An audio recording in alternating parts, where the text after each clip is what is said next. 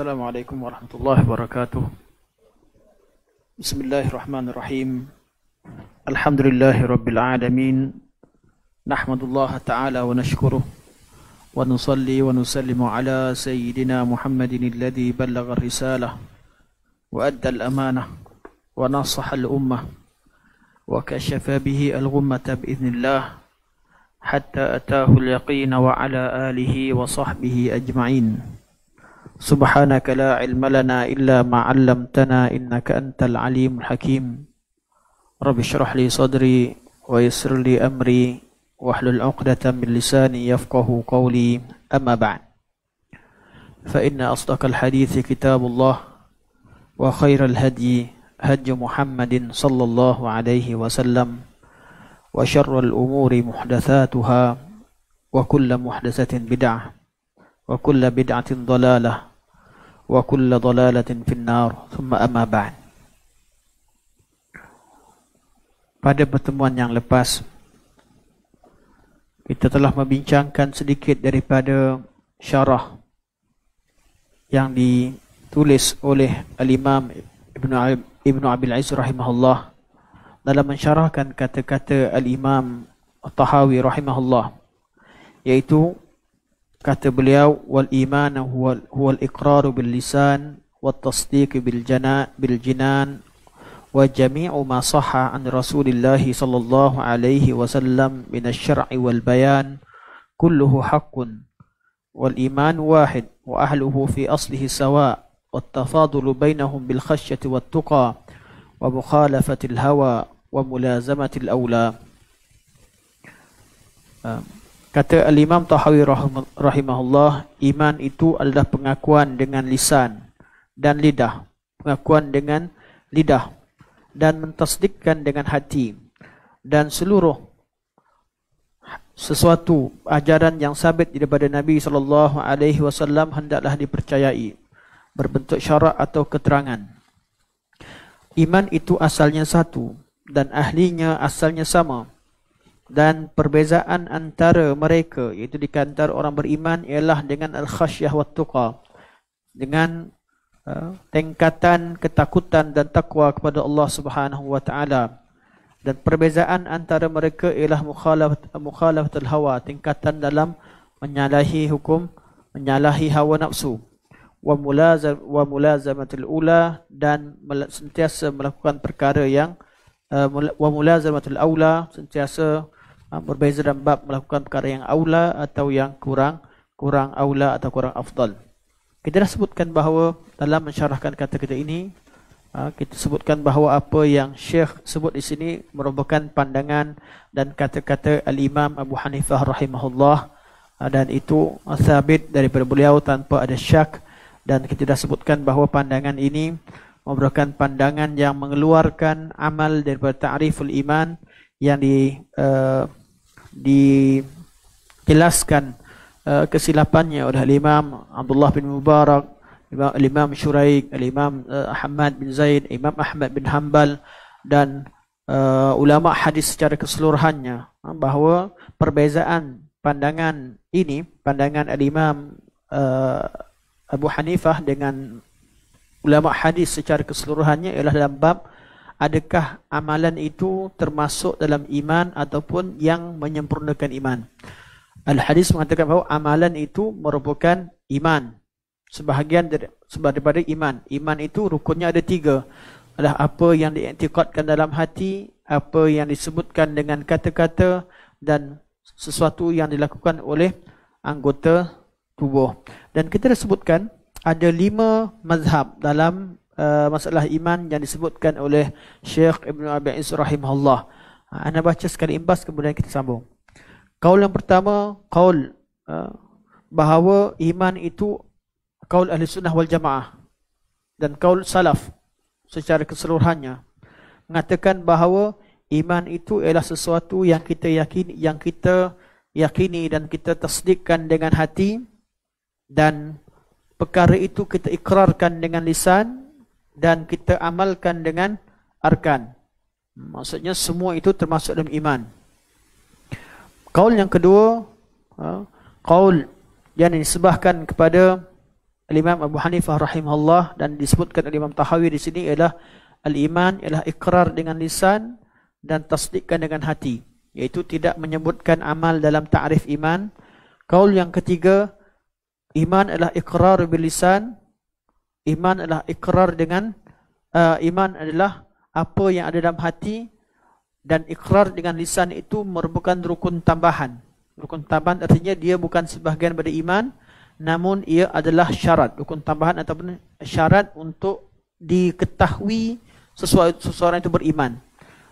Jadi kaul ketiga itu iman memang dalam hati, tapi kalau dia tak ungkapkan, dia tak ucap kalimah la ilaha illallah, maka kita tak tahu dia beriman, maka kita telah hukumkan dia sebagai seorang yang beriman. Maka iman itu adalah asalnya dalam hati, manakala ungkapan dengan lisan merupakan rukun tambahan. Ini qaul Abu Mansur Al-Maturidi. Qaul yang keempat ialah al-iman ikrar dengan lisan sahaja, tanpa disyaratkan ikrar dengan hati. Qaul ini qaul yang jelas kefasidannya, iaitu mengeluarkan atau memasukkan orang munafik dalam ta'rif iman, yang hanya mengikrar dengan lisan tapi tak dengan hati. Dan kaul yang kelima ialah kaul yang paling teruk yang akan kita bincangkan pada hari ini, ialah kaul Jaham bin Safwan. Kaul yang keempat tadi kaul Al-Karamiyah. Kaul yang kelima ialah kaul Jahmiyah, yang mengatakan bahawa iman itu adalah ma'rifat Allah, mengenali Allah Subhanahu wa taala dengan hati. Okey. Bagi golongan Jahmiyah, bagi mereka cukup kenal Allah adalah asas kepada iman, ataupun itu adalah iman. Yang dinamakan iman, seorang beriman bila dia kenal Allah Subhanahu wa taala. Kenal Allah cukup untuk dihukumkan dia sebagai beriman. Walaupun dia tidak mengucapkan kalimah syahadah, walaupun dia tidak ikrar dengan lisan, cukup hatinya kenal Allah. Apa beza kaul Jahmiyah dengan kaul Al-Maturidiyah? Al-Maturidiyah mengatakan bahawa tasdik dengan hati mesti yakin, dan mereka jadikan amalan takrir dengan lisan itu syarat. Jahmiyah tak syaratkan apa-apa langsung. Jahmiyah kata cukup kenal Allah, bukan tasdik, cukup kenal Allah. Maksud kalau dekat dunia ni cukup seorang tu cari ilmu, kenal Allah, tahu tentang Allah Subhanahu Wa Taala, tahu tentang bahawa Allah yang ciptakan alam, tahu bahawa Allah Subhanahu Wa Taala memberi rezeki, sekadar tahu itu sahaja. Kerana mereka Jahmiyah tidak memasukkan tauhid uluhiyah, sudah pasti tentang amalan. Mereka tak masukkan, cukup tahu Allah yang ciptakan kita, Allah yang memberikan rezeki, kenal Allah dengan hati, cukup dah orang jadi beriman. Bagi Jahmiyah, golongan Yahudi juga adalah orang beriman, orang golongan Nasrani, iblis dan semua. Sebab tu golongan Jahmiyah ini mereka mengasaskan satu kaedah yang dipegang oleh golongan Batiniyah sekarang, iaitu yang menjadikan bahawa semua kewujudan itu asalnya adalah satu, yang wujud yang mutlak hanya Allah Subhanahu Wa Taala. Jadi yang ada ni kat dunia ni semua sekali hanyalah hukum syariat yang untuk mengatur alam, tapi hakikatnya semua orang yang ada di alam ini beriman dengan Allah. Kata-kata Jaham bin Safwan, Jahmiyah tidak menafikan ada kekufuran, tapi dia kata mesti kenal Allah. Tapi kata-kata mereka menjadi jambatan kepada golongan Batiniyah. Malah mereka lah golongan Batiniyah, kalau ikutkan lebih mudah untuk dipaham, yang mengatakan bahawa iman itu cukup dengan ma'rifah, kenal Allah Subhanahu Wa Taala.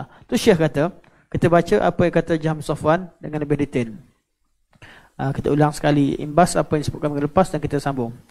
Jaham bin Safwan dan Abu Hasan As-Salihi, salah seorang ketua golongan Abu Husain As-Salihi, salah seorang ketua golongan Qadariyah, berpendapat iman adalah makrifat dengan hati.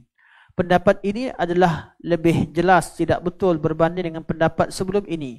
Ini kerana ia membawa maksud Fir'aun dan pengikutnya merupakan orang-orang beriman. Kerana Fir'aun juga kenal Allah Subhanahu Wa Taala. Kerana mereka tahu dan mengakui kebenaran Nabi Musa AS dan Nabi Harun AS, tetapi tidak beriman dengannya.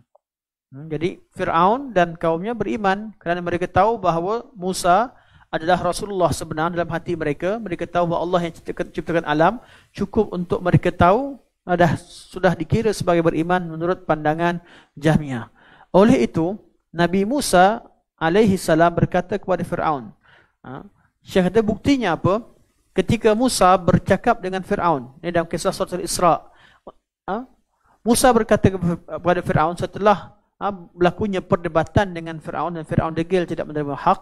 Musa berkata, laqad alimta ma anzala haula'i illa rabbus samawati wal ardi basair. Musa berkata, kamu tahu wahai Fir'aun, dalam hati kamu yakin sesungguhnya tidak ada Tuhan yang mendatangkan segala ayat-ayat mukjizat yang diturunkan kepadaku itu kecuali Rabbus samawati wal ard, Tuhan yang memelihara, yang mencipta langit-langit dan bumi. Basair, sebagai suatu bukti yang menerangkan kebenaran. Allah tak turunkan segala mukjizat yang berlaku ini kecuali untuk membuktikan kebenaran. Kata-kata Musa menunjukkan bahawa Musa kata laqad alimta, kamu telah mengetahui. Kalau ikut pandangan Jahmiyah, cukup dengan al-ilmu, dengan ma'rifah, al-ilmu wal ma'rifah billah, tahu dan kenal Allah, cukup jadi beriman. Maka Fir'aun juga orang beriman, sebab Fir'aun juga kenal Allah Subhanahu wa ta'ala menurut pandangan Jahmiyah. Dan juga firman Allah Subhanahu wa ta'ala, Allah kata wajahadu biha wastayqanatha anfusuhum zulma wa 'uluwa fanzur kaifa kana 'aqibatul mufsidin. Allah berkata tentang ahli Fir'aun dan juga pengikut-pengikutnya. Allah kata wajahadu biha, dan mereka mengingkarinya. Mereka mengingkari Nabi, kebenaran yang dibawa oleh Musa AS dan juga Harun. Wastaiqanatha anfusuhum, dan hati mereka yakin dengan apa yang dibawa oleh Musa dan Harun. Jadi mereka ingkar dengan mulut, dengan perbuatan, sedangkan hati mereka beriman dan percaya. Hati mereka tahu tentang Musa dan Allah dan Harun, kebenarannya bawa oleh Musa dan Harun. Zulman wa 'uluwa. Apa sebab mereka ingkar? Hati mereka tahu Nabi Musa betul, apa yang dibawa oleh Musa dan Harun betul, tapi kena ingkar zulman, kerana kezaliman. Kerana mereka memang melakukan kezaliman. Zulman wa 'uluwa, dan sombong. Bukan sebab mereka tak tahu. Mereka langgar lawan Musa sebab mereka melakukan kezaliman, iaitu melakukan maksiat dan lawan dengan Allah Subhanahu wa taala, dan 'uluwa, dan inginkan mereka tinggi sebab mereka tak nak mengaku dengan Musa yang datang daripada Bani Israel, yang mereka jadikan sebagai hamba pada zaman tersebut. Musa AS lahir daripada kalangan Bani Israel, dan pada zaman tersebut Fir'aun telah menangkap Bani Israel dengan cara paksa. Mereka ni golongan yang merdeka, namun dipaksa untuk menjadi hamba. Bangsa Bani Israel secara keseluruhannya dipaksa menjadi hamba. Tatkala Musa AS dakwah pada mereka, mereka sombong, tidak ikut. Sebab apa? Mereka inginkan ketinggian di atas muka bumi ini. Mereka nak, mereka rasa mereka lebih tinggi. Sama ada uluwan sini menolak kebenaran, atau uluwan kerana tentang merasa tinggi dengan nikmat yang Allah Subhanahu wa taala berikan kepada mereka. Yang penting Allah sebut kat sini, mereka sebenarnya yakin dengan hati mereka, walaupun zahirnya mereka tolak Musa AS. Fanzur kaifa kana aqibatul mufsidin. Dan Allah kata, lihatlah wahai Muhammad, bagaimana kesudahan orang-orang yang melakukan kerosakan di atas muka bumi. Betul kata Syekh, ahli kitab, ni cerita tentang Fir'aun dan pengikutnya. Kalau ikut pada Jahmiyah, Fir'aun dan pengikutnya juga jadi orang beriman sebab mereka kenal Allah SWT dengan hati mereka. Yang kedua kata Syekh, ahli kitab, itu golongan Yahudi pada zaman Nabi SAW. Ahli kitab mengenali Nabi SAW sebagaimana mereka mengenali anak-anak mereka, tetapi mereka tidak beriman dengan baginda SAW. Sebaliknya mereka kufur dan ingkar terhadapnya serta memusuhinya. Begitu juga bagi golongan ini, iaitu bagi Jahmiyah, Abu Talib adalah seorang beriman kerana beliau telah berkata, ahli kitab mereka kenal Nabi. Siapa tahu bahawa ahli kitab ni lawan, tak mengaku Nabi sebagai Rasul. Tapi dari mana kita tahu bahawa ahli kitab kenal Nabi SAW? Macam mana kita boleh hukumkan hati ahli kitab? Soalan yang sedang kadang-kadang dilontarkan. Orang Islam dalam mengatakan bahawa golongan Yahudi sebenarnya mereka kenal Nabi SAW dan akur dengan ajaran Nabi SAW. Mulut dan perbuatan mereka yang melawan Nabi SAW. Dari mana kita tahu isi hati ahli kitab? Kenapa kita kata ahli kitab tahu? Sebab Allah yang bongkarkan. Allah yang beritahu. Sebab itu persoalan berkaitan dengan hati perlu kepada dalil. Allah Subhanahu wa taala yang beritahu. Allah kata alladzina atainahumul kitab ya'rifunahu kama ya'rifuna abna'ahum.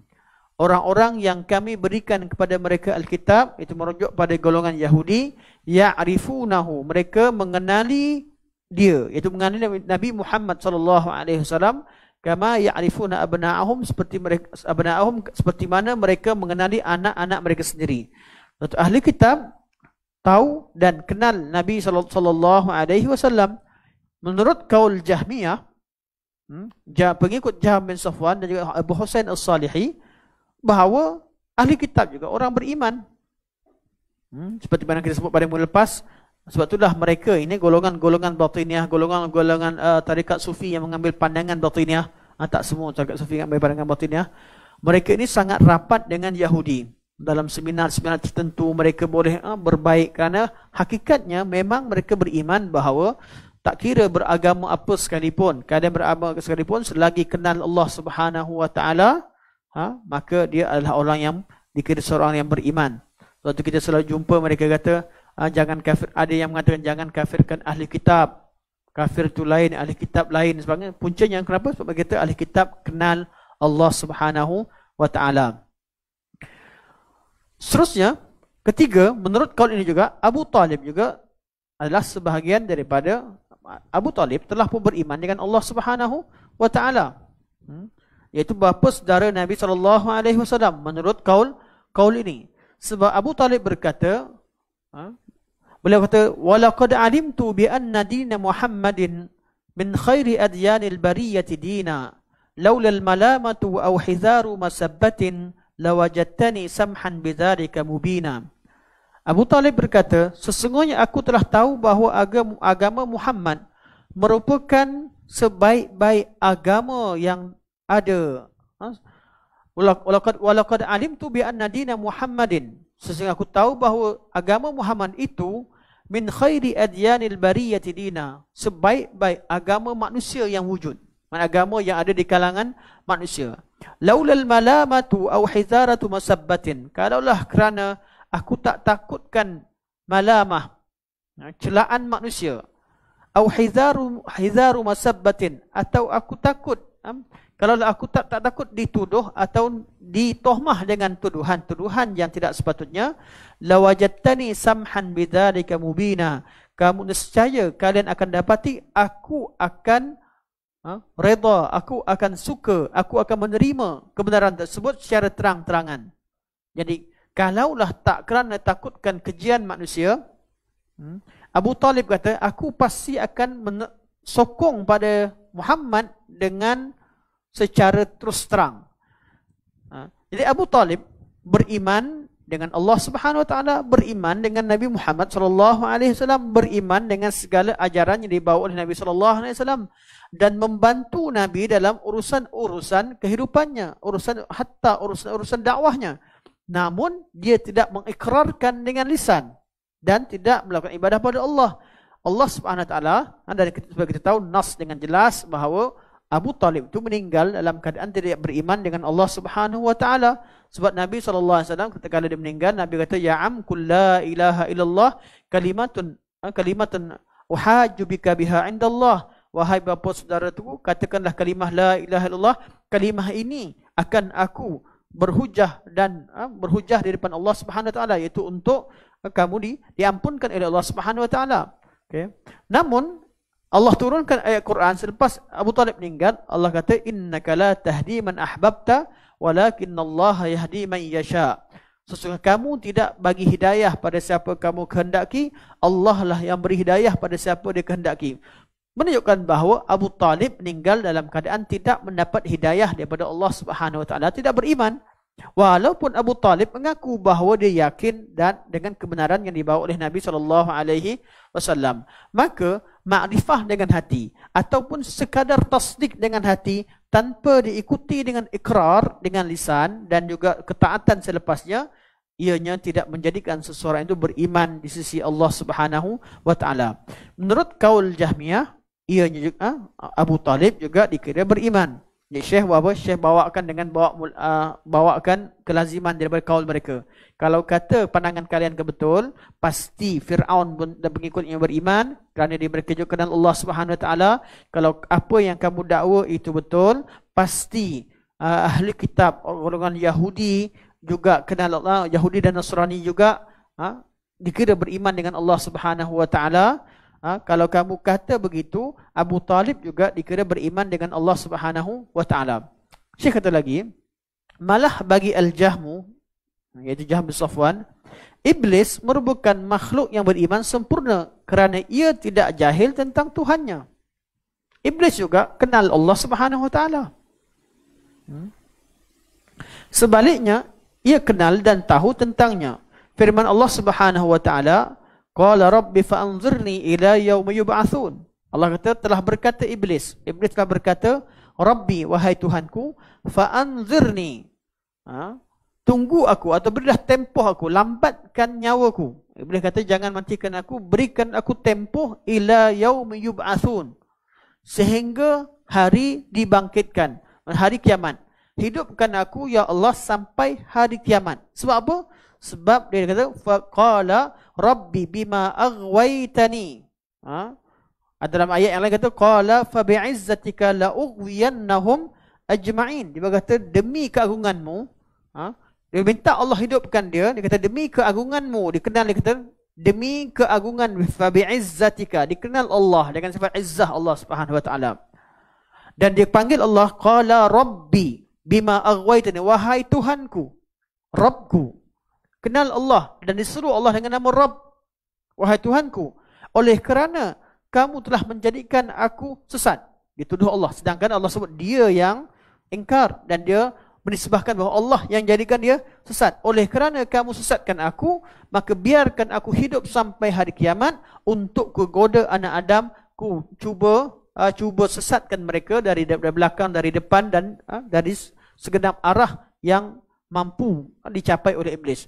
Jadi ayat ini menunjukkan bahawa ayat-ayat berkaitan dengan ini menunjukkan bahawa iblis juga kenal Allah Subhanahu Wa Taala. Menurut Jahm bin Safwan, kalaulah sekadar kenal Allah dengan hati cukup untuk menjadikan seorang beriman, pasti iblis juga termasuk dalam golongan orang-orang yang beriman kerana dikenal Allah Subhanahu Wa Taala. Sebab itu kata Syekh lagi, bagi Al-Jahmu, kekufuran ialah jahil tentang Allah.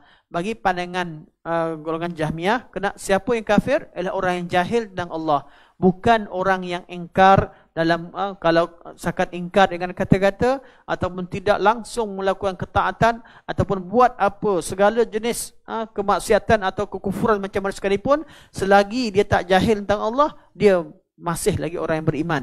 Bagi dia, yang seorang yang kafir itu ialah orang yang jahil tentang Allah Subhanahu Wa Taala. Suatu bagi golongan pengikut yang mengambil kaul ini, mereka sering mengutarakan satu kalimah yang sering kita dengar, kalimah tu ada kebenarannya, tapi tidak kalimah yang mengandungi, yang tujuankan dengan kebatilan, dan mereka sebutkan awwaluddin ma'rifatullah. Agama sesuatu itu bermula dengan kenal Allah Subhanahu Wa Taala. Kalau dilihat dari sisi benarnya, ya, sebelum seorang itu mengucap kalimah la ilaha illallah, Allah suruh kita kenal dulu, faham dulu erti kandungan maknanya. Fa'lam annahu la ilaha illallah, ketahuilah bahawa tiada Tuhan yang layak disembah melainkan Allah Subhanahu Wa Taala. Allah kata ketahuilah. Namun golongan Jahmiyah, mereka menjadikan makrifah itu adalah iman itu sendiri. Makrifah itu iman itu sempurna sehingga makrifah, dan bagi sebahagian golongan mereka jadikan makrifah itu telah memulakan seorang itu jadi seorang beriman. Sedangkan dalam nas-nas menunjukkan bahawa seseorang itu hanya dikira beriman apabila dia beriman dengan hati, kemudian dia sebutkan dengan lisan dan takrirkan dengan perbuatan dia.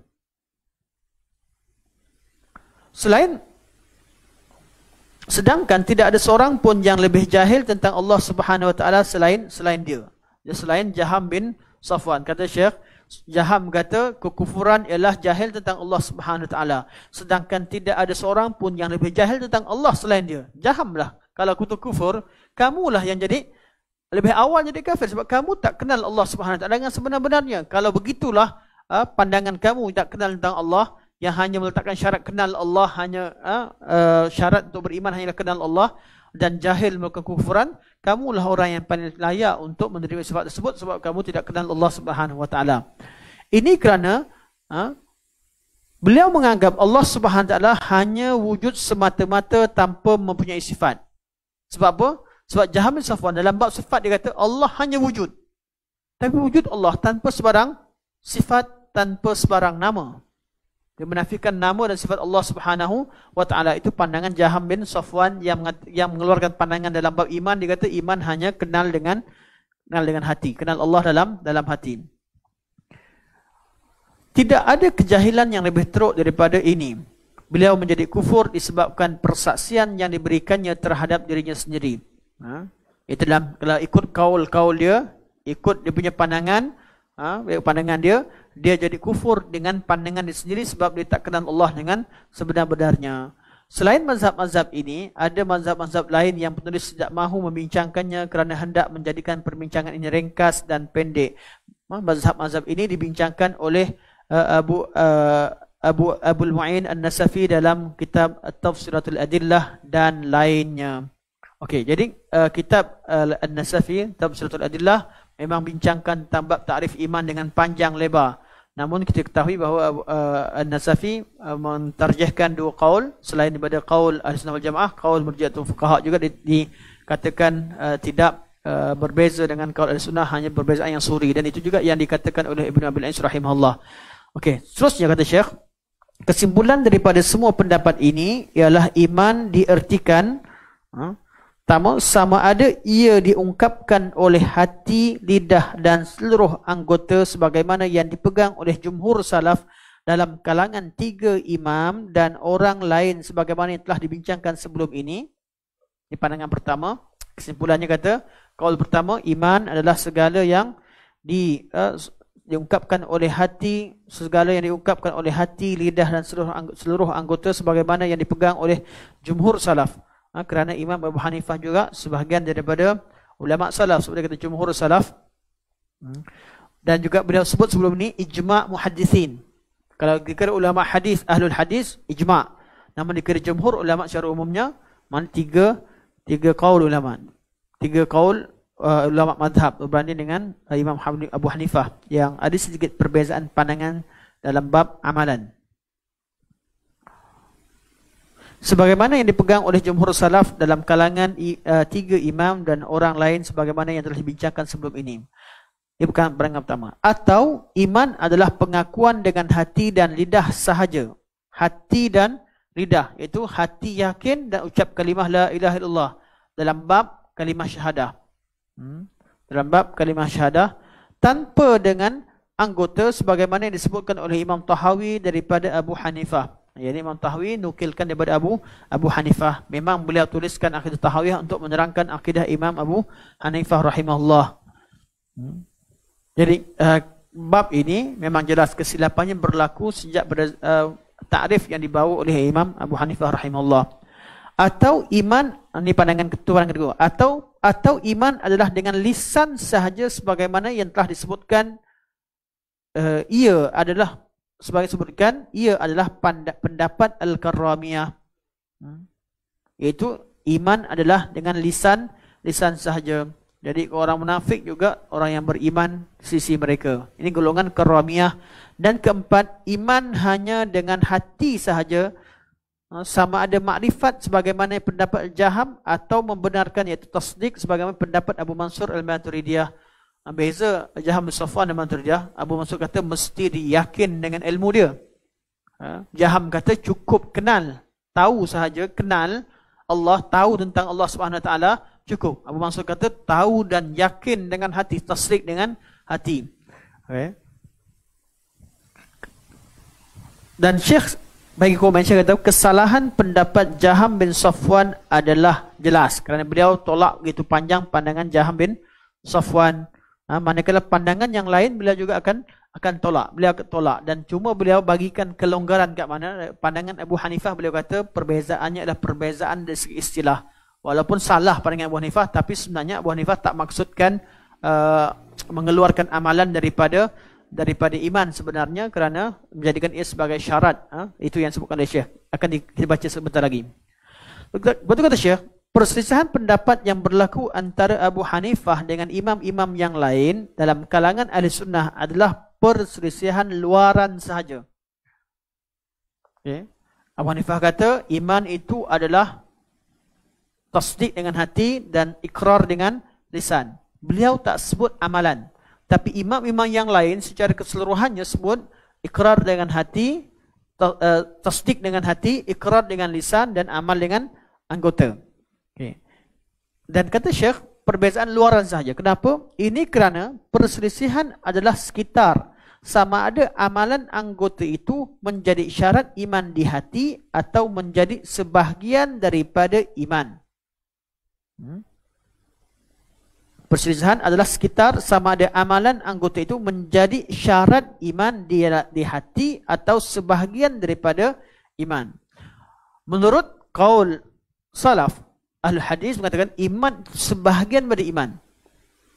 Tetapi kata Abu Hanifah, iman itu amalan itu sebahagian daripada iman.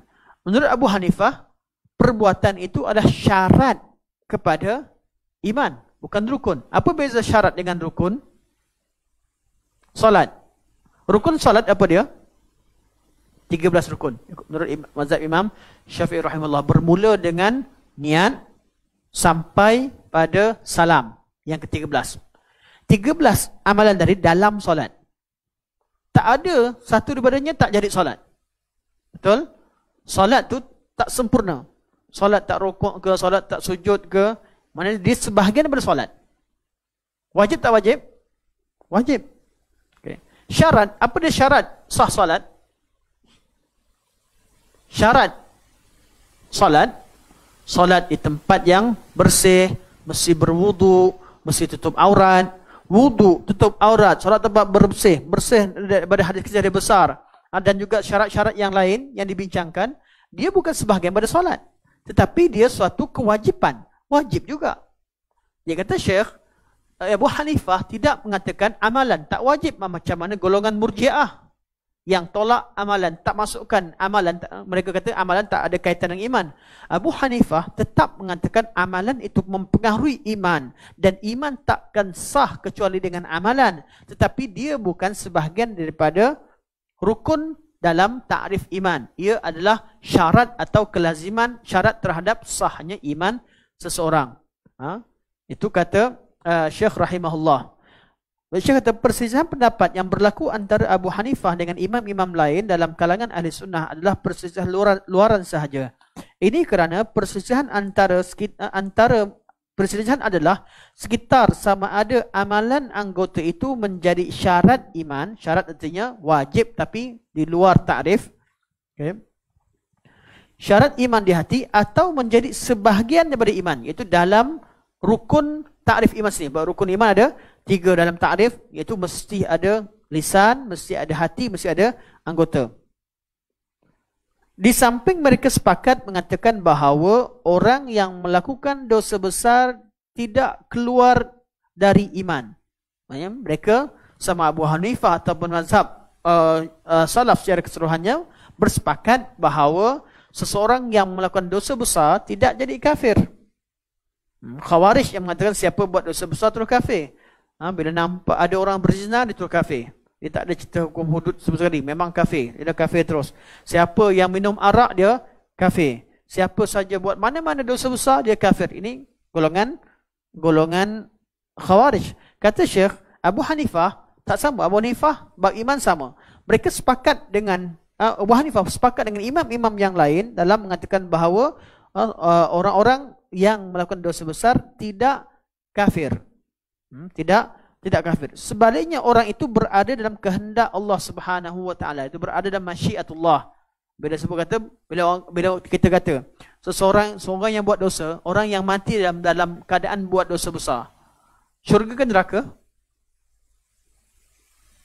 Kalau orang tanya pada kita, seseorang itu kita nampak dia berzina, kemudian dia meninggal dalam keadaan melakukan dosa besar dan kita tak tahu dia taubat, meninggal berzina, minum arak, buat dosa besar, sedangkan dia seorang yang beriman, bila meninggal, tempatnya neraka ke syurga? Fi masyiatillah. Dia berada dalam kehendak Allah Subhanahu Wa Taala. Dia berada dalam kehendak Allah Subhanahu Wa Taala. Sebab apa? Sebab dalam bab dosa-dosa besar, kita tak boleh meyakini meletakkan orang tu dalam neraka. Sebab itu hak Allah Subhanahu Wa Taala.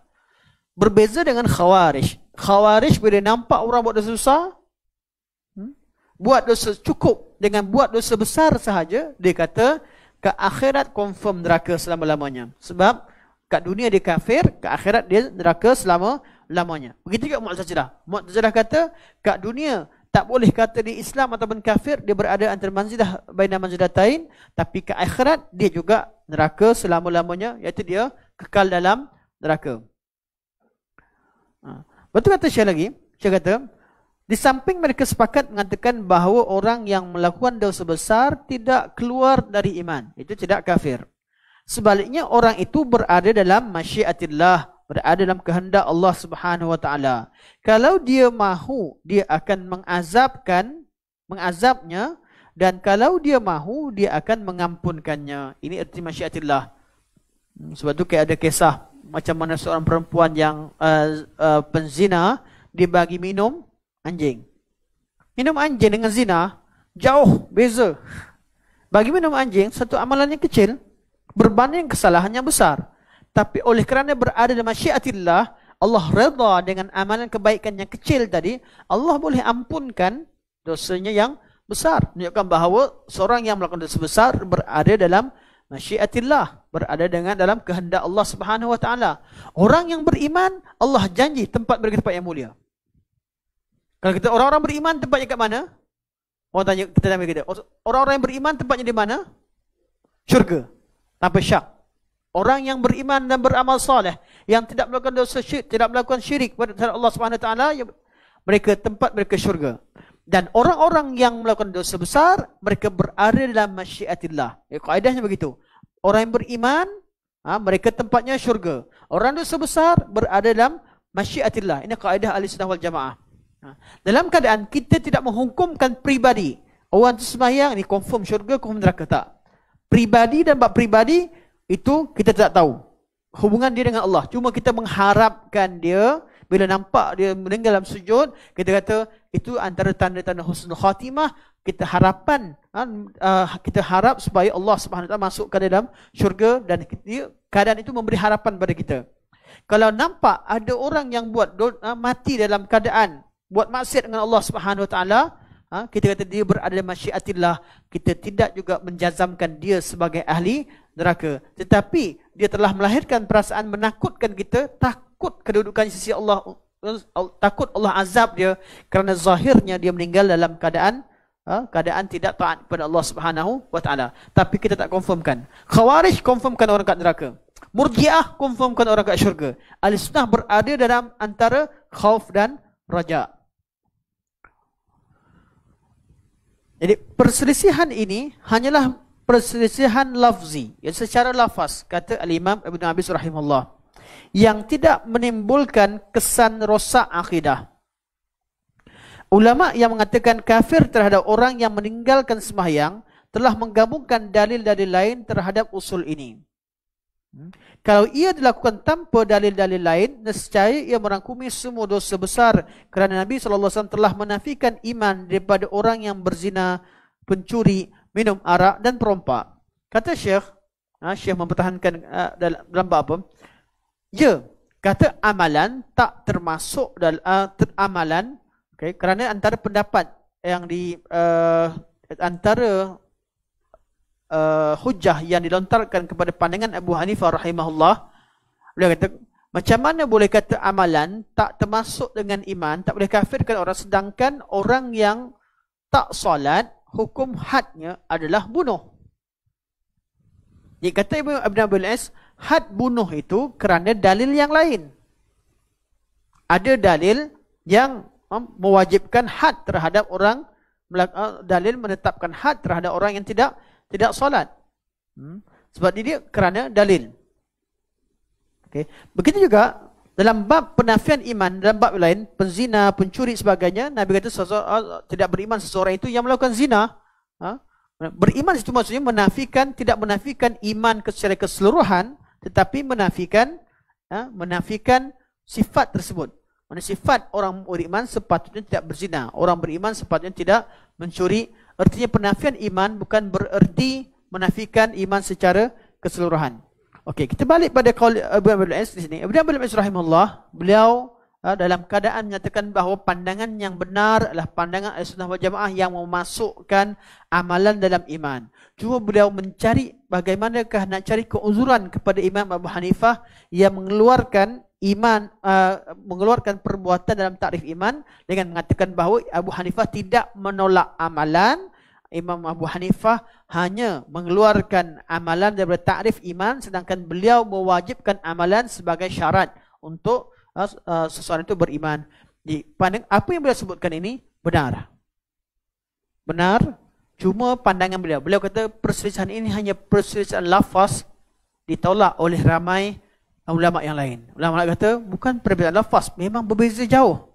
Sebab kisahnya Imam Abu Hanifah dah berdebat pun dengan imam-imam pada zamannya.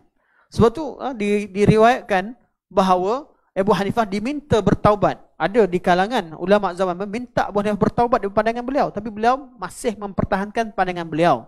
Artinya bukanlah hanya sekadar lafzi, tapi memang khilaf itu wujud sejak daripada zaman beliau lagi. Beliau memang tidak memasukkan amalan anggota dalam tarif iman. Yang kedua, kesan daripada pandangan ini ada kesannya berkaitan dengan amalan-amalan, walaupun beliau tak maksudkan demikian, tak maksudkan bahawa bila orang amalan tak masuk, tak ada kaitan dengan iman langsung, atau bila nampak orang buat dosa besar atau buat perkara yang boleh jadi kufur, beliau tak maksudkan bahawa mereka tak kafir. Itu bukan pandangan Abu Hanifah. Cerita Abu Hanifah dah selesai. Tapi kita cerita tentang kesannya. Kesan daripada takrif iman itu hanya diterhadkan kepada tasdik dengan hati dan lisan. Kesannya ada golongan murjiah yang betul-betul tak nak beramal, yang tolak amalan. Mereka menggunakan hujah Imam Abu Hanifah sebagai benteng untuk mempertahankan pandangan mereka yang menolak amalan. Jadi ini bukan perbezaan lafzi.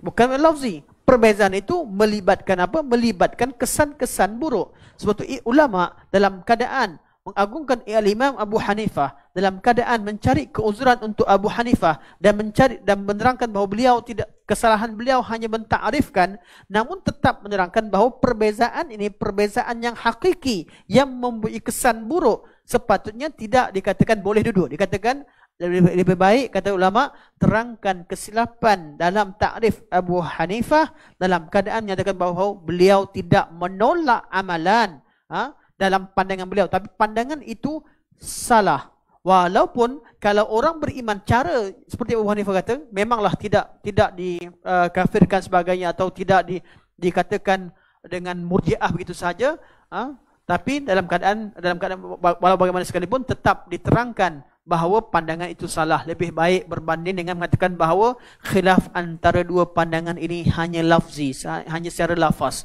Lebih baik kata pandangan Abu Hanifah tersilap sedikit dalam memberikan takrif. Berikan kesilapan. Sebab apa? Sebab takut orang kata boleh dua-dua. Bila boleh dua-dua, kesan buruk timbul. Iaitu dengan orang yang, bila ada orang yang melakukan perkara kufur dengan amalan perbuatannya, maka tidak dimasukkan, tidak dikata tak boleh kafirkan dia. Itu yang berlaku. Zaman sekarang ada orang pergi tawaf kat kubur. Orang pergi seru, panggil betul-betul minta dengan kubur, pergi tawaf dengan kubur. Orang pergi, itu bukan kat sini wallahu alam lah, tapi di negara-negara Arab memang ada yang betul-betul sujud dengan manusia buat semua sekali, sehingga bila ditanyakan dia kata ni khilaf je. Masalah khilaf dan apa, khilaf perbuatan. Bila perbuatan fiqh dia kata. Tak boleh. Itu perbezaan masalah akidah. Mana ada fiqh cerita tentang macam mana sujud dengan kubur sebagainya. Macam mana nak sujud dengan guru ataupun tawaf kat kubur. Itu bukan masalah fiqh. Itu dah berkaitan dengan masalah usul. Berkaitan masalah akidah. Berkaitan dengan masalah akidah. Sebab tu amalan itu sebahagian daripada iman. Walaupun kita dah terangkan tentang makna qaul Ahlussunnah wal Jamaah sebelum ini. Maksud amalan sebagai iman itu ialah dari segi jinsnya.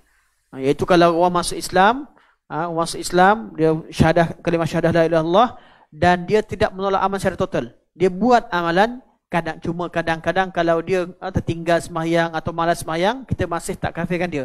Tapi kalau masuk Islam tak beramal langsung, sedangkan ada waktu dia beramal dan dia ada kemampuan sebagai tolak segala ajaran Islam, hanya ucap kalimah la ilaha illallah, dia belum lagi jadi orang beriman hanya dengan ucapan dia, sebab dia mesti beramal. Beramal, menerima amalan. Sebab itu mesti beramal. Tapi kalau orang dah ucap kalimah la ilaha illallah, orang mukmin memang ucap kalimah la ilaha illallah, orang Islam, kemudian dia tak sembahyang, kafir tak kafir? Tak sembahyang, tak puasa. Kalau dia menolak hukum secara total, tak beramal langsung, tak nak sembahyang, tak nak puasa, tolak secara langsung, ia kafir. Tapi kerana sembahyang tak sembahyang, malaslah, saya ni tak tahu sembahyang, tak belajar lagi wudu, saya ni begini, walaupun lahir Islam, tapi saya lahir di tempat bukan orang Islam, saya baru nak belajar, belum lagi kafir. Sebab apa? Dia tidak menolak amalan dan dia sebenarnya beramal, dia tolak menolak amal secara keseluruhannya. Maksudnya Ahlussunnah mengatakan bahawa amalan yang dimasukkan sini adalah jinsul amal, bukan afradul amal, bukan amalan satu persatu. Satu persatu mungkin ada waktu orang Islam yang meninggalkan kewajipan tertentu. Dalam satu persatu persoalan itu ada hari orang tu sembahyang, ada hari tak sembahyang sebagainya. Orang begini dia telah melakukan satu dosa yang besar yang menyebabkan dikhawatirkan amalan dia membawa kepada kekufuran, iaitu dengan meninggalkan amalan secara keseluruhan atau meninggalkan agama Allah Subhanahu wa taala. Okey.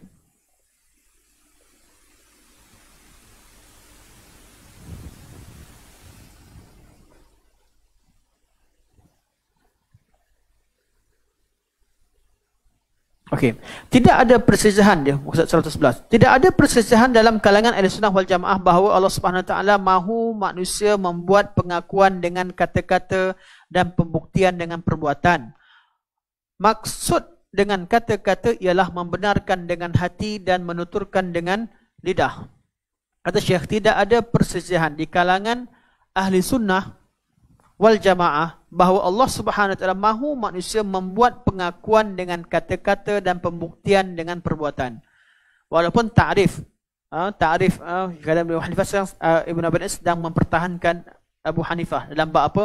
Bab dia mengatakan perbezaan hanya lafzi.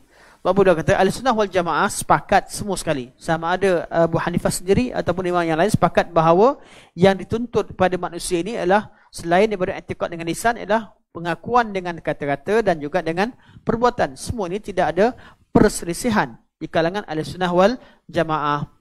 Maksud dengan kata-kata ialah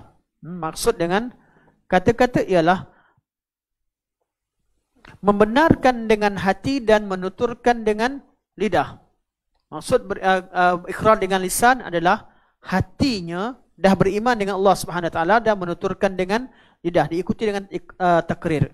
Inilah dia yang dimaksudkan apabila ulama menyebut iman adalah perkataan dan perbuatan. Perkataan dan perbuatan. Kata Syekh, sebahagian daripada ulama takrifkan iman tanpa menyebutkan tasdik dengan hati.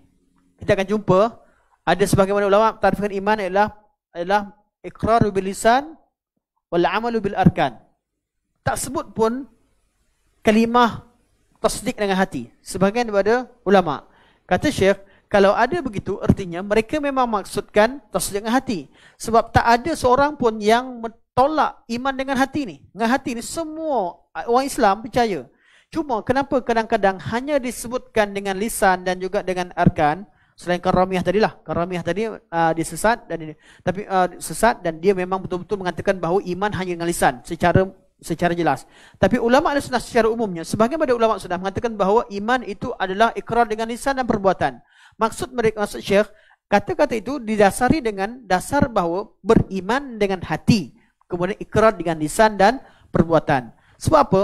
Sebab sebahagian pada ulama takrifkan sesuatu untuk menerangkan kesesatan pihak tertentu. Oleh kerana ada setengah pihak yang mengeluarkan lisan, ikrar dengan lisan daripada iman, atau mengeluarkan perbuatan daripada iman, maka ada ulama Ahlussunnah wal Jamaah yang mentakrifkan sesuatu, takrif iman dengan lisan dengan perbuatan. Bukan bererti ada yang menolak. Ada yang menolak iman itu, mengatakan bahawa tidak disyaratkan iman itu dengan hati. Semua Ahlussunnah mengatakan bahawa wajib beriman dengan hati, termasuklah sebahagian daripada takrif yang tidak memasukkan kalimah hati ataupun tasdik dengan hati dalam takrif mereka.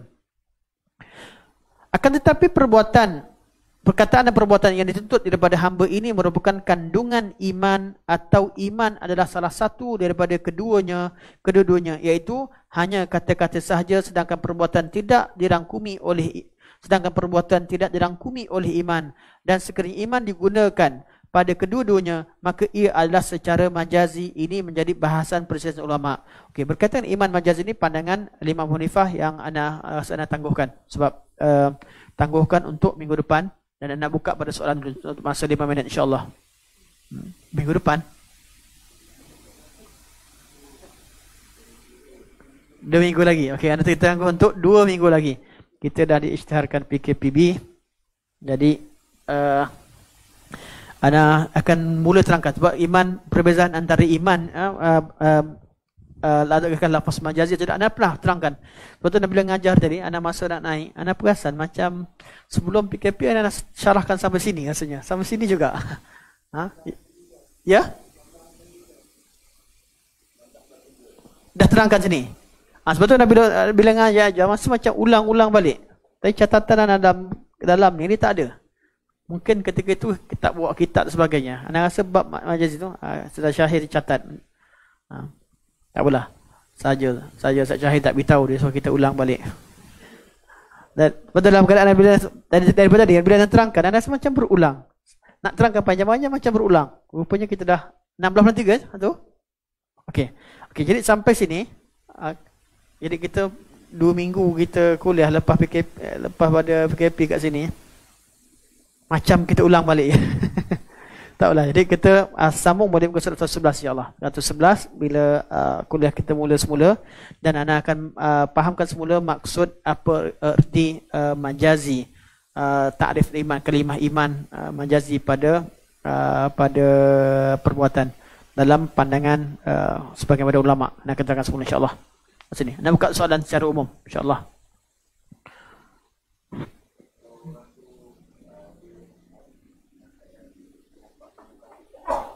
Mati dalam keadaan? Okey. Ya.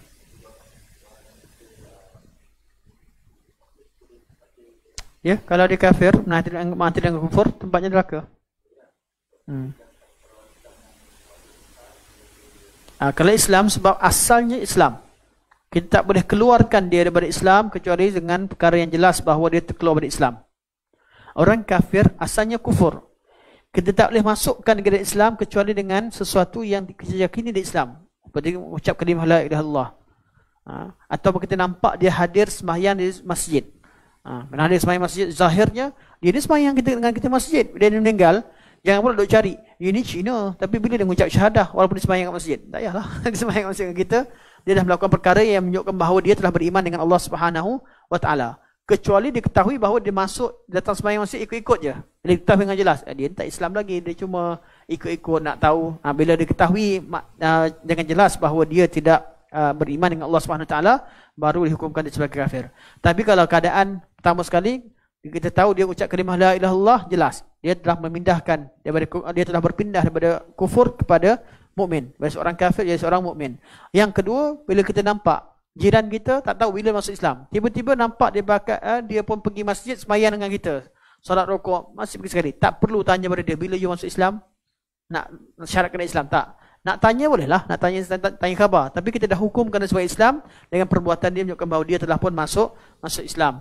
Jadi kalau berlaku kematian, Kita tak payah nak cari. Dari segi hukumnya tak payah nak cari. Bila dia ucap kalimah syahadah depan siapa Islam kan dia tak perlu. Sebab dia dah melakukan perbuatan yang menunjukkan bahawa dia telah pun beriman dengan Allah Subhanahu wa taala.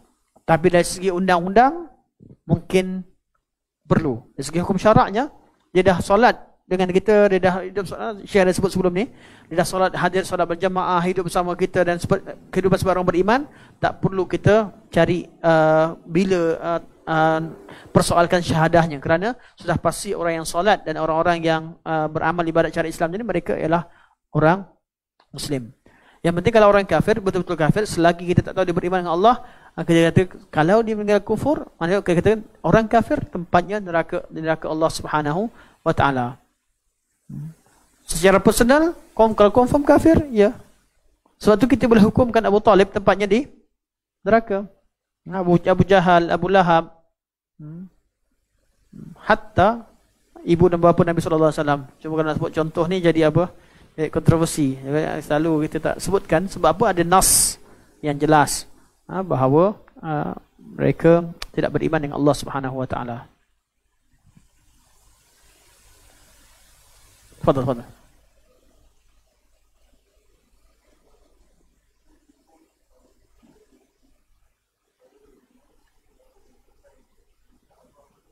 Ya, boleh mensyaratkan dengan kalimah insya-Allah.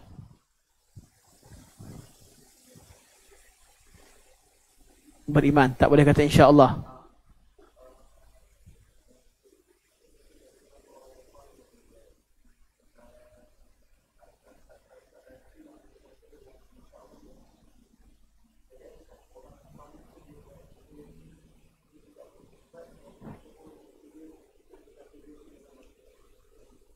Tidak, orang soleh kita kata kita harap dengan raja, kita raja maghfirah kepada Allah Subhanahu wa taala.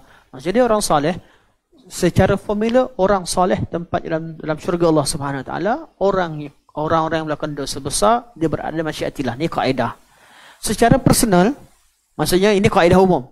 Mana secara pribadi, orang yang meninggal dengan sujud kepada Allah Subhanahu wa taala, meninggal dengan setengah sujud, kita harapkan Allah muliakan dia dalam keadaan dia meninggal dalam sujud, kita harapkan rahmat Allah Subhanahu wa taala. Kita tak boleh kata pasti dia masuk syurga sebab dia urusan ghaib.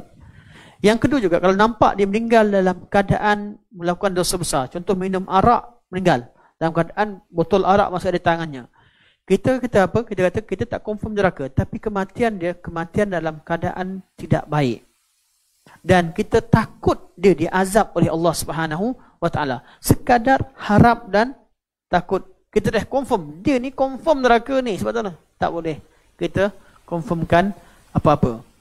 Jadi perkataan insya-Allah yang dibincangkan, yang Ustaz tanya awal tadi, mukadimah tadi, insya-Allah yang maksudkan ialah ketika kita mentaklikkan iman dengan syarat. Kita kata ana mukmin insya-Allah.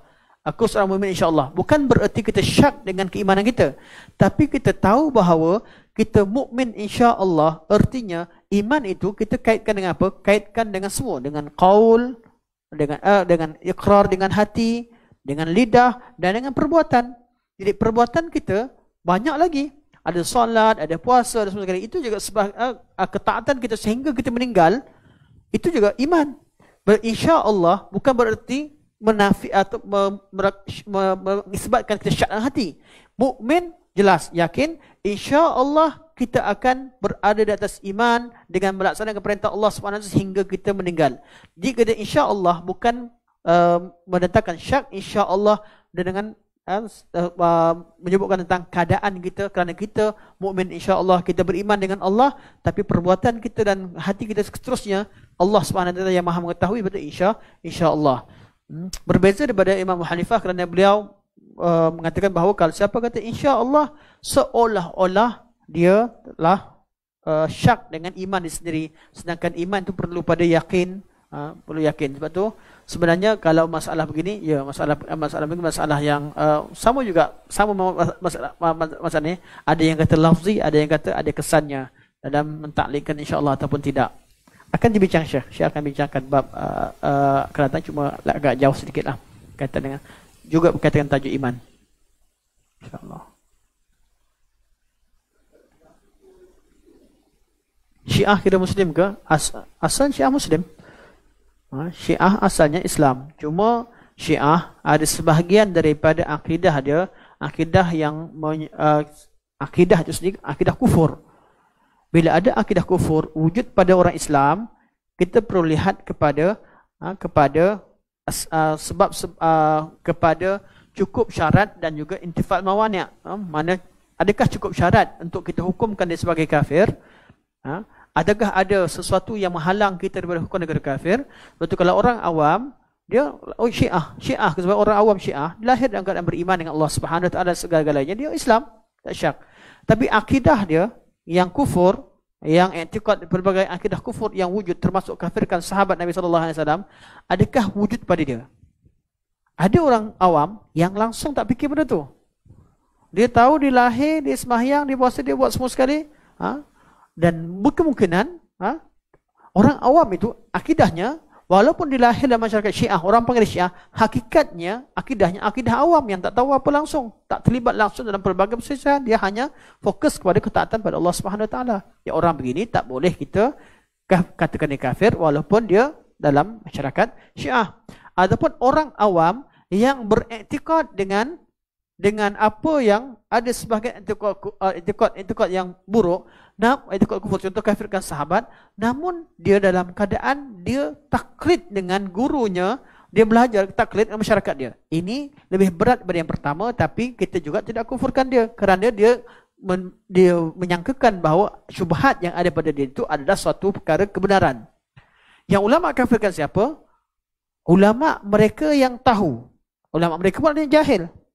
Ulama yang tahu, ulama Syiah yang tahu kebenaran, tetapi mereka tetap mengajarkan, tetap beriktikad dan mengajarkan kekufuran itu kepada umat, sedangkan mereka tahu kebenaran. Mereka ini yang dikafirkan oleh ramai di kalangan tokoh Ahlussunnah wal Jamaah. Itu pun sebahagian daripada ulama sangat berhati-hati tidak mengkafirkan. Tapi wallahu alam, kalau kita nak cerita tentang akidah Syiah kufur, ya, akidahnya banyak mengandungi akidah kufur.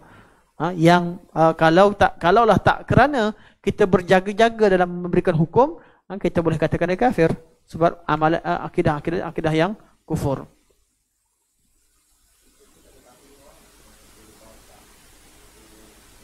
Kita tak boleh semena-mena yang mudah-mudah kafirkan walaupun Syiah. Perlu adanya iqamatul hujjah, perlu adanya dakwah dan sebagainya. Sebab tu walaupun mereka orang Syiah, kita perlu berdakwah pada mereka. Perlu juga menerangkan bahawa akidah yang kamu faham ni akidah kufur. Sebab itu bukan artinya kita bila tak mengkafirkan artinya kita tidak menerangkan kebenaran. Tapi berbeza. Bid'ah mereka bid'ah mukafirah, bid'ah yang boleh membawa kepada kekufuran. Bid'ah yang kafir dan membawa kepada kekufuran pada pelakunya. Dia bukan bid'ah yang kecil, simple. Bukan simple lah, mana bid'ah yang tidak sampai kepada tahap kufur.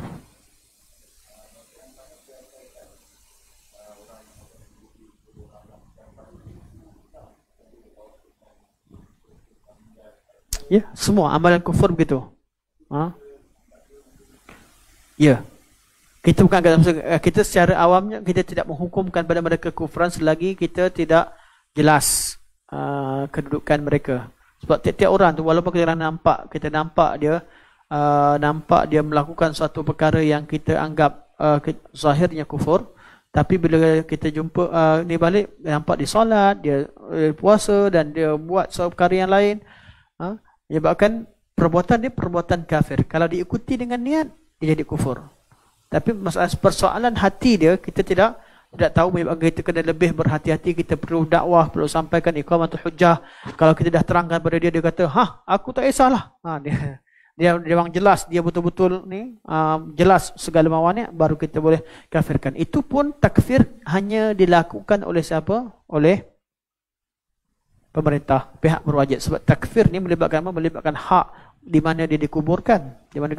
Kita secara personal, kita dalam hati kita boleh kata dia ni dah satu kafir, tapi sekadar amalan kita, dia mati kita tak solatkan dia, dia mati kita tak bacakan, kita tidak uruskan dia, mualah. Tapi untuk cerita kenapa di perkara ini sangat penting, bagi menentukan kat mana dia dikuburkan, disembahyangkan atau tidak, dikafankan cara Islam atau tidak, pengurusan jenazah dia, betul harta dia diwariskan ke tidak kepada keluarga dia, kerana orang Islam tak waris harta orang kafir. Bab takfir ni tak mudah. Jadi melibatkan perkara lain. Sebab tu takfir yang sebenar hanya dilakukan oleh pemerintah. Bila pemerintah tetapkan dia ni kafir, maka harta dia tidak diwarisi oleh anak-anaknya. Mayat jenazahnya tidak diuruskan cara Islam, dikuburkan bukan tempat orang Islam dan sebagainya. Tapi secara personal, kalau orang secara ini, orang personal, dia buat perkara yang kufur, secara personal, kita secara personal, kita boleh tinggalkan dia, tidak solat pada dia secara personal. Itu dalam bab kalau ni. Sebab tu dalam bab bukan artinya kita tangguhkan, artinya kita terus kata dia Islam, tidak. Kalau secara personal, kalau dia buat perkara yang zahir dan kita tahu dia memang betul-betul ni, secara personal kita boleh bermuamalah dengan cara. Contohnya bila meninggal, meninggal tokoh anti hadis ni, secara personal, secara personalnya kita boleh tidak mendoakan dia, kita sebagainya. Tapi secara hukuman dia kat mana, harta dia macam mana sebagainya, pemerintah dah benarkan dia dikuburkan di bawah Islam sebagainya, itu hak pemerintah. Jadi harta-harta diwarisi oleh anak-anaknya dia, itu dari segi hukum. Silakan. Ya saya. Ya. Sama je maknanya. Sama aja, kafir kita beriman. Tapi kita kata akidah Syiah, akidah kufur. Ajaran Syiah, ajaran mengandungi ajaran yang kufur, ajaran syirik yang terkeluar pada Islam. Tetapi personal Syiah, orang Syiah perlu lihat kepada keadaan mereka. Ada yang dikafirkan kerana diketahui bahawa mereka tahu dan dakwah kepada kekufuran. Ada di kalangan orang awam, ada di kalangan orang yang memang langsung tidak pedulikan perselisihan, mereka hanya inginkan perdamaian dan juga solat. Saya kenal, anak kenal secara personal di Madinah Munawwarah sebagai orang Syiah. Syiah Madinah lah. Yang hadis sembahyang, tengok Syiah sembahyang Madinah, sembahyang lain. Kita nampak. Tapi dia ni sembahyang sekali, semua sekali. Tanya kawan sahabat, Ustaz Syiah. Terkejut saya. Syiah mana macam ni? Dia kata, aku tak tahu. Aku bergaduh, mak ayah aku bergaduh sementara sekarang, aku mazhab Syiah. Tapi aku sangat hormat dengan dia. Boleh dengar majlis syekh semua sekali. Tapi dia masih mengaku dirinya sebagai Syiah. Tapi ikut dengan amalan dia, dia datang sembahyang, duduk dengan syekh sebagainya. Wujud orang-orang macam ni. Jadi mereka ni, kita katakan mereka ketika orang awam. Mereka tak tahu pun mengaku sebagai Syiah tu melazimkan dia mengaku perkara yang lain sebagainya. Hakikatnya dia dah pun beramal dengan amalan sunnah. Sama juga sebahagian daripada orang yang lahir dengan keluarga Syiah dan masyarakat kita sekalipun, pergi sekolah dengan kita, pergi semua sekali, dia buat amal macam kita, tak ada apa-apa. Sebab ayah dia walaupun Syiah tapi tak amalkan pun. Ayah dia pun jenis tak pedulikan sangat. Itu wujud. Dan memang wujud di kalangan kawan dia, kata kawan dia Syiah. Tapi sebenarnya kalau tengok mak ayah dia pun jenis ikut-ikut je. Sebab atuk dia Syiah, dia pun kata dia Syiah, mengaku, tapi sebagai amalan tidak. Jadi orang-orang begini kita kata mereka orang awam. Mereka orang awam yang perlu kita fahamkan dengan sunnah dan dakwah mereka. Tak boleh kita kata Syiah semua kafir macam tu. Tidak boleh. Sana dia masa.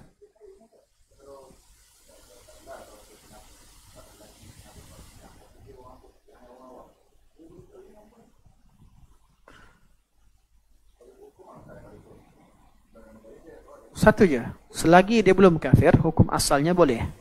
Tapi perlu berhati-hati kerana kita tidak mengetahui keadaannya. Sebab Syiah ni melibatkan apa? Melibatkan taqiyah, melibatkan banyak benda lagi. Sebab tu kita tak boleh nak bermudah-mudah. Boleh kita tak kafir, bukan bermudah-mudah. Ajaran dia kufur, ajaran dia juga ada taqiyah, ajaran dia ada banyak benda yang perlu kita berhati-hati. Sebab tu dalam bab sembelihan, sebagian ulama yang mengharamkan sembelihan Syiah, tapi membenarkan kita makan sembelihan kaum Yahudi dan Nasara. Yahudi dan Nasara, sembelihan mereka dibenarkan oleh nas dan jelas walaupun keadaan mereka. Syiah pula mereka orang Islam. Cuma amalan mereka yang syirik tadi, tak tahu yang sembelih tu dia sembelih atas nama Allah, atas nama Ali, atas amalan secara personal, secara khusus bab sembelihan ni atas nama siapa dan bagaimana tidak diketahui. Sebab dalam amalan etikad mereka ada etikad kufur. Sebab tu ulama sebahagian pada ulama mengharamkan makanan yang disembelih oleh Syiah, sedangkan mereka menghalalkan makanan yang disembelih oleh Yahudi dan Nasrani. Bukan sebab perasaan, tapi sebab sembelihan Yahudi dan Nasara ada nas. Sembelihan Syiah dia sebagai orang Islam sah, tapi oleh kerana kekufuran, akidah kufur yang ada pada mereka, kadang-kadang kita tidak tahu macam mana sebenarnya cara mereka sembelih. Tak tahu kedudukan mereka Islam lagi ke ataupun kafir, siapa mereka sebagainya. Maka lebih baik ditinggalkan sembelihan mereka. Sebab tu ada ulama sebut begitu. Bukan sebab kerana ada orang main sentimen. Dia kata apa? Orang Yahudi Nasrani confirm kafir, dia kata boleh makan. Yang ni Syiah yang bukan kafir. Dia tu hujah gunakan sentimen. Ada ulama bila kata tak boleh makan sunat Syiah bukan sebab dia orang Islam dikafirkan, tak, sebab berhati-hati. Kita tak tahu macam mana akidah mereka sebenar. Sebab tu persoalan Syiah ni lebih kepada kita mampu kita berdakwah. Kalau kita dari segi perundangan, dari segi masalah umum, mesti disekat, mesti dibenteras dan sebagainya, sebab dia membawa kepada kekufuran dan dia perantaraan antara banyak agama, antara Yahudi, agama kufur dan juga Islam. Sekarang ini sallallahu alaihi wasallam Muhammad wa ala alihi wa sahbihi wa baraka wa sallam. Assalamualaikum warahmatullahi wabarakatuh. Subhanallah.